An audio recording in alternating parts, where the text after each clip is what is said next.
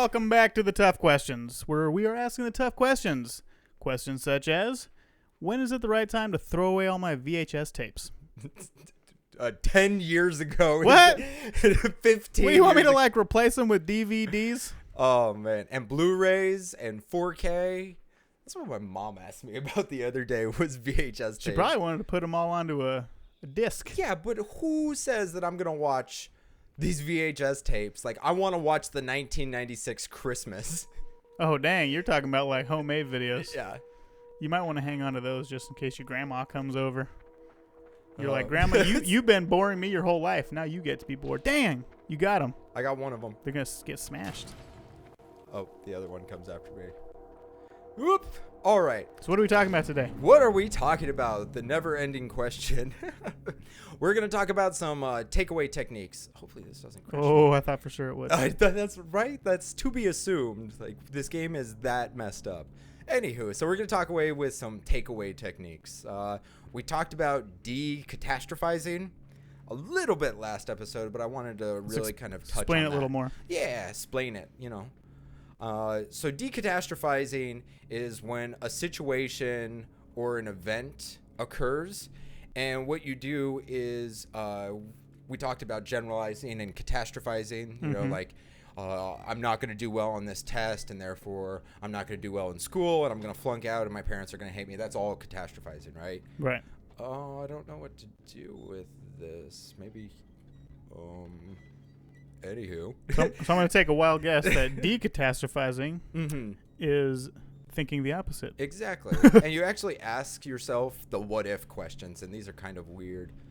That might murder me. Such as? You're definitely going to get ground up into little bits. Yep, that answers that you question. Turn into a little shadow puppet sausage. So you ask the what-if questions, like, what is the worst-case scenario? The worst-case scenario in that instance was I get grinded up by these lovely shredder things. But you ask the worst-case scenario, and then you ask the best-case scenario, and then you ask yourself, how realistic is this? And so we've talked about it a little bit, that there's some instances where you just assume. What is this one? Nope. Oh, it's going. Oh, maybe that's what I need to do on the other one.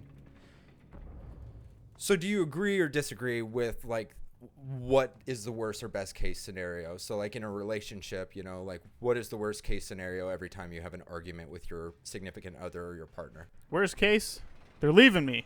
They're leaving me. Or I suppose they're leaving me for somebody else is even worse. Right. So what's best case scenario? Best case scenario is they want to be with you, I think. I would hope so. They love me. Right. So you have your two scenarios, then what? Oh, man. Okay, I get what I'm supposed to do. And then you self-analyze. That's the big thing with CBT, if that hasn't come across. It's a lot of self-analysis. It's looking at your thoughts, your actions, all of these things, and figuring out whether or not they're good for you or not. I know that sounds like a ridiculous thing, but, whether or not you agree, disagree, whether you like these aspects in your life, so on and so forth. And so by decatastrophizing, I'm trying. I think you have to jump back on it. You got to get it down You got to there, jump on it and then jump back around. on it again? Mm-hmm. God, it's so silly. This episode's going to be a waste. Anyway, so you analyze your positive and negative thoughts. Right. With the purpose of figuring out what is actually true. Right. Which is actually going to happen. If you're with, back to relationships, if you're with a significant other or a partner or something of that nature, and you, I lost my train of thought here. Oh. If you were to, nope. You got to push that. You got to push the crate under it. So by the time you jump up on the crate. But it's not going. It doesn't go any further. That's as far as it goes? That's as far as it goes, man. Well, then you're effed. You better just give up. Jeez. That's the best advice I can give you. All right, let's talk about homework. I don't know what that means. You don't know what homework means? Well, I do know what homework means. I don't like homework. I hate homework. We're not talking about the homework from school. So homework from CBT therapists are essentially make you keep a small journal or a notebook. What am I supposed to do? Gotta do it again. Oh, man. So you're suggesting we keep track? Keep track. And then what you do is you keep track of all of those feelings, emotions, and then the events that correlate with them. So what you're going to do is that you're going to self-analyze once again. Oh, run. So that's why it's got to be there, so that I can run and jump on that one. That's what I told you. I'm sorry. It's like you don't even listen to I me, listen man. to you sometimes, I promise. Sometimes. I see how it is. I'm sorry. All right, so what they'll do is they'll make you do homework, and they'll make you write down all of the instances and all of the events and then the feelings that are associated with them. And then when you come back to therapy, you kind of go through them with the therapist. Okay. Is that making sense so far? Yeah. So I'm worried about work. Right. Because I expected to get a promotion. They gave it to somebody else. And it made me angry. Right. Made me a little bit sad. So I go back to my therapist and I tell him that it made me angry and sad. Uh-huh. And then what? So, I hate this. You're such a loser. I'm such a loser. How does that make you feel? It makes me feel so dumb. All right, but then let's. So what you'll do is so that one specific situation, then with the homework, what were the feelings and such that were associated with that? And then what you do is you look at the challenging statements. So maybe not asking immediately downplaying your abilities, being like, oh, well, I'm never going to get a promotion again. Maybe you should ask yourself, what did I not do this time to get the promotion? Mm-hmm. And what can I do better so that the next time that a promotion does come around, I can actually get it? Oh, no. Oh, my goodness. I give up on this. We're going to be here forever. I'm so sorry. Everyone is just probably so pissed by now. They're like, you suck. You suck, Jared. They're probably watching. They're like, you guys have done this for an hour. And you're only about 1/3 of the way through this I know. game. I don't even know how long this game is. I think it's a couple hours, maybe 2 or 3, something like that. Oh, jeez.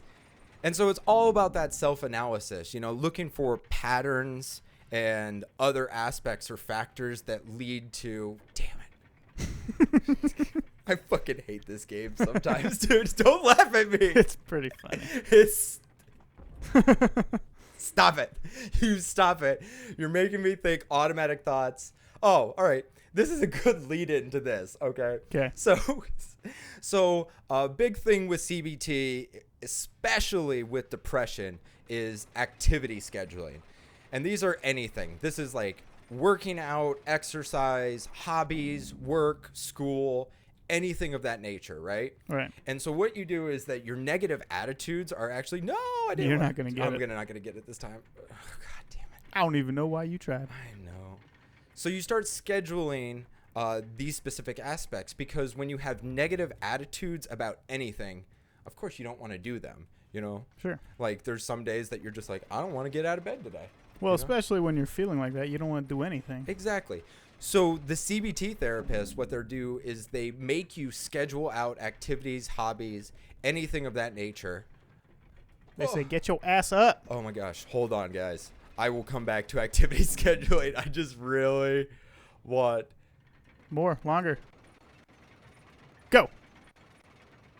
Go, go, Run! go. Hooray! Woo! We did it, everyone. All right, so back to those hobbies, working out, school, whatever it may be, you schedule those, and then initially you rate it as far as a level of mastery or proficiency.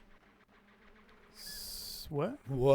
So if you're working out, how is that mastery? Right. So how much of a master are you at working out? Me personally? I don't know what. Ew, you got a little maggot on your head. I can't. I'm not controlling myself. He's gonna walk right down into the. Oh, he walks into the sun. No, he's gonna kill you. No. Oh, I can move again. It probably meant to happen. This is gonna be a. Well, how do you level? How do you measure your level of mastery of something? If you're just beginner? Do you call it beginner? Do you put a number on it? I can't control myself. Yeah, you put a number. 5. A 5. What is a 5? Out of what exactly? What is a 5? What does that mean? I don't know what I'm doing. It's gonna make you drown. It is gonna make me drown, dude. Okay. Oh, maybe you can kill the parasite at the same time. So let's say you've never worked out before in your entire life. Sure, and you're like, you know what? I'm gonna start exercising. Right. Doc says it's a good idea. I know that I need to do it, so I'm gonna force myself to do some exercising. Exactly.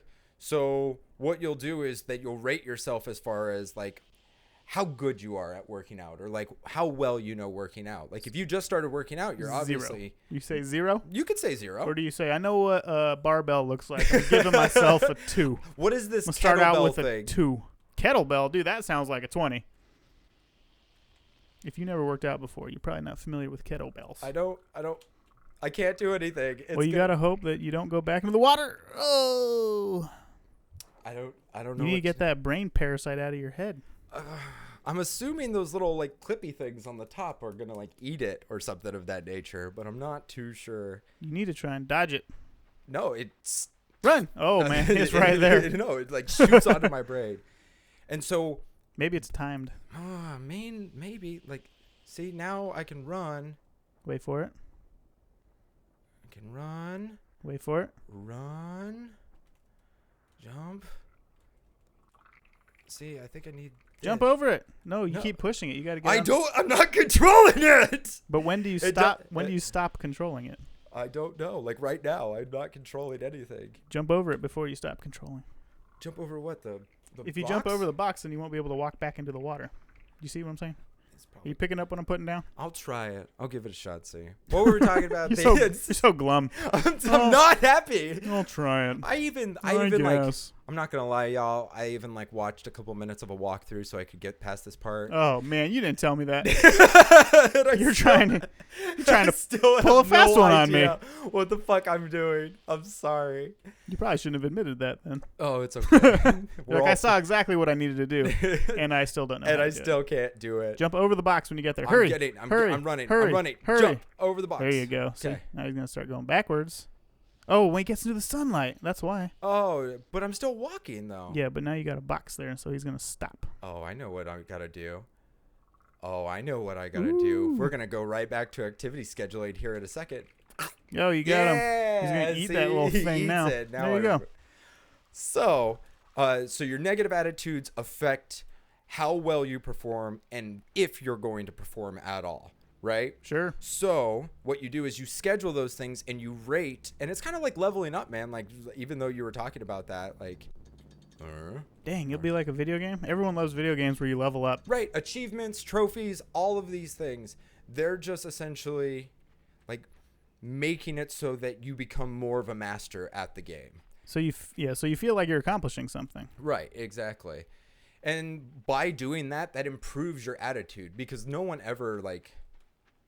No one ever is like, oh, I'm really good at tennis and tennis doesn't make me feel good. You know, like I'm sure there's some people in this world that are like that. But I mean, like usually when you're proficient at something, you enjoy doing it. Right. And that's why you are able to do it so often. Right. Because you want to do it. I suppose also if there's somebody who forces you to do it, like kids who play instruments when their parents like make them do it. But then eventually when they grow up, they either stop or they enjoy it and they keep doing it more. Exactly. And so obtaining that mastery and obtaining that of those proficiencies. Oh, look. Did I do it? You're doing I think something. I'm doing something. You're doing something. There you go. You're causing rain. Oh, no. You're causing it to rain. I guess that's cool. Well, we'll figure it out. I mean, yeah. And so by promoting those positive attitudes, you know, because you're not going to promote the negative attitudes. Right. Then you start thinking more positively outside of those realms. I see. So it just kind of gets your brain in that kind of wavelength, positive wavelength. Right. Just kind of an automatic way of thinking about everything. I need that log thing, I'm assuming, that's over on the far right that I can't jump to. Yeah. I didn't even realize that was a thing. But apparently it is. Well, it looks like we're out of time anyway. Are we really? We are. I feel so terrible. You didn't even really do much. I promise I will get all of the walkthrough stuff and everything by the time we get. Oh my gosh. I thought you just disappeared. Just into nothingness. All right, we'll get this log. All right, jump over this. Jump over this water. And then we'll finish it. All right. Make it happen. I like it. I like this idea. So what we covered today? We covered decastro. Oh, that's not. Yeah. Decatastrophizing. Asking those what-if questions. What's the worst? What's the best case scenario? Do I like that? What kind of changes can I make to my thoughts or my actions so that way I can agree or prefer those. Homework, just a lot of self-analysis, seeing if there's patterns or anything like that. And then activity scheduling. Do something. Yes. Make yourself do something. You know, play Pokemon Go. Yeah. Every single day at 4, go walking for 30 minutes. And just realize when you're done doing it how you feel, because that'll help you in the future to be like, you know what, I don't want to do this, but every time I don't want to do it, I feel great after I've done it. Exactly. And So you just just keep that need in to mind. do it. Just do it. Just do it. All right. Like and comment if you enjoy what we're talking about. Do the same. If you don't like what we're talking about, because we want to hear from everybody. And also feel free to continue leaving comments about issues or topics that you want to hear in the future. Come back for more questions. Bye. See ya.